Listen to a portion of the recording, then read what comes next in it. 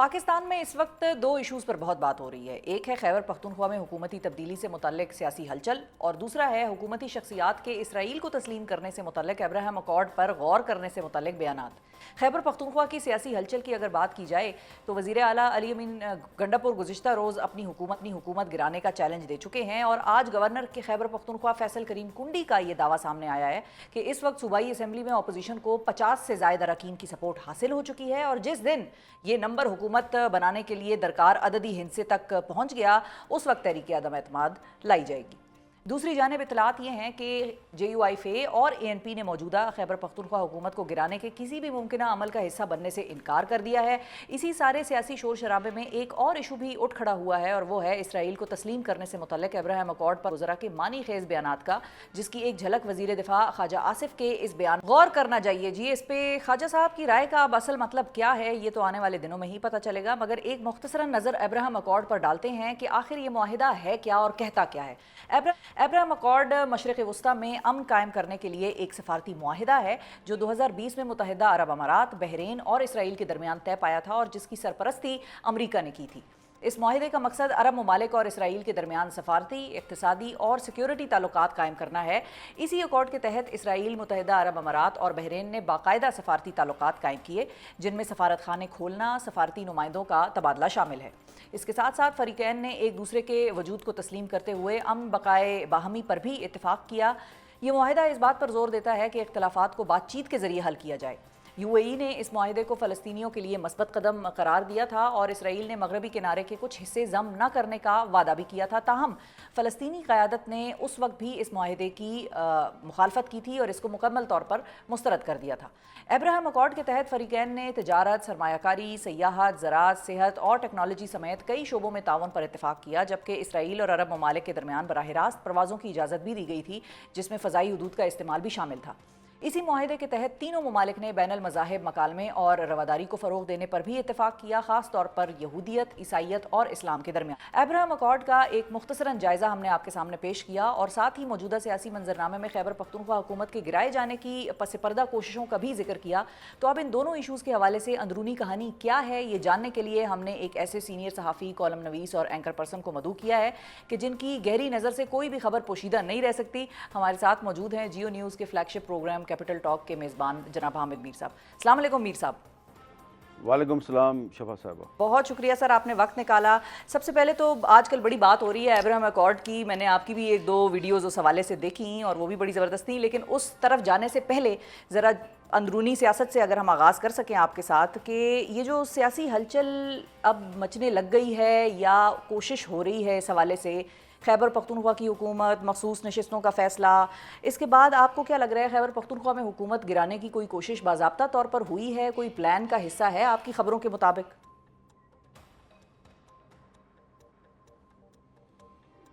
देखें, इसमें लग ये रहा है कि जो रूलिंग अलाइंस है उसके अंदर जो मुख्तलिफ उसकी जो मेंबर पार्टियां हैं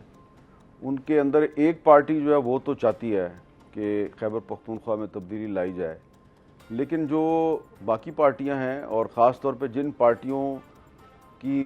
के साथ अली अमीन गंडापुर साहब के ख़िलाफ़ तहरीक एतमाद कामयाब करवाई जा रही है वो अभी तक ऑन बोर्ड नहीं है। उसके लिए कोशिश की गई थी लेकिन वो अभी तक ऑन बोर्ड नहीं हुए। ख़ास तौर पे जो JUIF है, क्योंकि उनके काफ़ी मेंबरान हैं खैबर पख्तूनख्वा असम्बली में और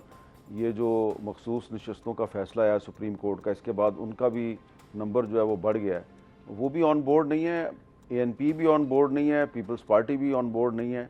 अलबत्ता मुस्लिम लीग नून के अंदर कुछ लोग जो हैं वो कोशिश कर रहे हैं कि तहरीक अदम एतमाद के लिए कोई कंसेंसस कैंडिडेट जो है उस पर इत्फाक़ राय कर लिया जाए। मानेंगे वो नहीं, ये मैं आपको बता दूं, मानेंगे नहीं वो, लेकिन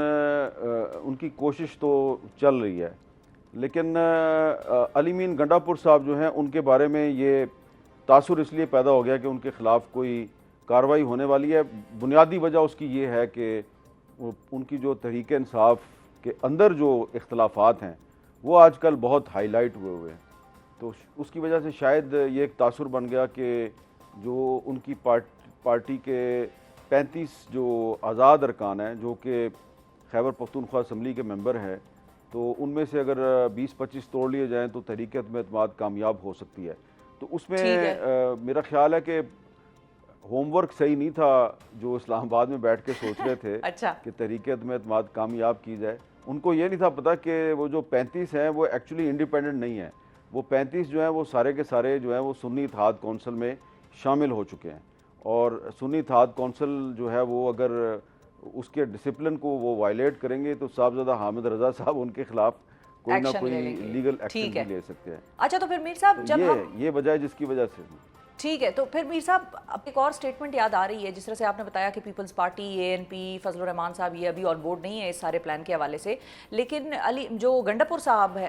की हुकूमत है उसके जो एक और बड़े नाकिद हैं, बड़े सख्त मुखासमत रखने वाले गवर्नर खैबर पख्तूनख्वा, वो ये कहते हैं कि मेरे हाथ में 50 लोग हैं ऑलरेडी। तो वो किस पैराए में बात कर रहे हैं, किस कॉन्टेक्स्ट में कर रहे हैं, उनका कोई और होमवर्क हुआ है क्या?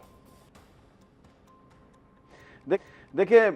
शफा साहबा, एक बड़ी मैं सीधी सी बात करूँगा, जब तक मोहम्मद अली सैफ अली मीन गंडापुर के साथ है तो गवर्नर खैबर पख्तूनख्वा के हाथ में 50 आदमी हों या 100 आदमी हों, मुझे नहीं लगता कि उनके ख़िलाफ़ तहरीक अदम-ए-एतमाद को कामयाब कराना इतना आसान होगा। क्योंकि अली मीन गंडापुर साहब जो हैं वो ठीक है, वो उनका ताल्लुक़ पीटीआई के साथ है, लेकिन और बहुत सी जगहों पर भी उन्होंने अपने ताल्लुकात ठीक रखे हुए हैं, और उसका सबसे बड़ा सबूत बैरिस्टर मोहम्मद अली सैफ का उनकी हुकूमत का तर्जुमान होना है। बस मैं इतना ही कहूँगा, और गवर्नर साहब को चाहिए कि वो बैरिस्टर मोहम्मद अली सैफ साहब जो हैं पहले उनको तोड़े तो फिर मामला आगे बढ़ेगा। अच्छा, बड़ा ही की पॉइंट आपने हाईलाइट किया। वैसे तो हम समझ सकते हैं कि कोई भी अदम एतमाद पाकिस्तान में किस तरीके से कामयाब होती है, खास मखसूस उसकी सपोर्ट चाहिए होती है, लेकिन बैरिस्टर सैफ के ऊपर आपने खासा एक वो रखा है पॉइंट। अब लोग उनको अपनी पार्टी में भी खासा उस नज़र से देखेंगे, वैसे तो वो एक अलग नज़र से देखते ही हैं उनको, लेकिन अब और ज़्यादा उनकी उठने बैठने पर मज़ीद वो एक होगा उनके ऊपर। अच्छा, ये बताइए मीर साहब कि फजलुर रहमान साहब जो अली अमीन साहब से बड़ी सख्त एक अगर हम इख्तिलाफ कहें या लड़ाई कहें, और अली अमीन साहब भी जब मौलाना के साथ बातचीत भी हो रही थी तो भी अली अमीन साहब की स्टेटमेंट्स उनके खिलाफ आते हुए रुकती नहीं थी, और मौलाना साहब ने हालांकि कुछ दफ़ा रिफ्रेन भी किया, उनके बारे में जवाब भी नहीं दिए, लेकिन अली अमीन साहब ने फिर भी अपने आप को जो है वो रोका नहीं। तो अपने बदतरीन दुश्मन को, सियासी दुश्मन को मौलाना साहब रेस्क्यू कर गए, ये हम कह सकते हैं? नहीं, ये हम बिल्कुल भी नहीं कह सकते। मौलाना साहब जो हैं उनका ये ख्याल है कि अली मीन गंडापुर साहब जो हैं अगर उनको तहरीक अदम-ए-एतमाद के ज़रिए चीफ मिनिस्टरशिप से हटाया गया तो वो एक सियासी शहीद बन जाएंगे, वो मज़लूम बन जाएंगे। तो इस वक्त उनका ये ख्याल है कि अली मीन गंडापुर साहब जो हैं वो न सिर्फ ये कि सूबे में बड़े अनपॉपुलर हैं, बल्कि with in the ranks of Pakistan Tehreek Insaf वो बहुत ज़्यादा अनपॉपुलर हैं, वोटर भी उनसे खुश नहीं है। और ये उनके ख्याल में एक सुनहरी मौका है कि अगर इनको कंटिन्यू करवाया जाए अली मीन गंडापुर साहब को, और एक ऐसे मौके पर कंटिन्यू करवाया जाए जबकि जो इमरान खान साहब के बहुत से जो करीबी लोग हैं वो भी अली मीन गंडापुर से खुश नहीं हैं, तो उसके बावजूद अगर वो कंटिन्यू करते हैं तो इससे खैबर पख्तूनख्वा सूबे में तहरीक इंसाफ की अनपॉपुलरिटी में इजाफा होगा, और अली मीन गंडापुर साहब जो हैं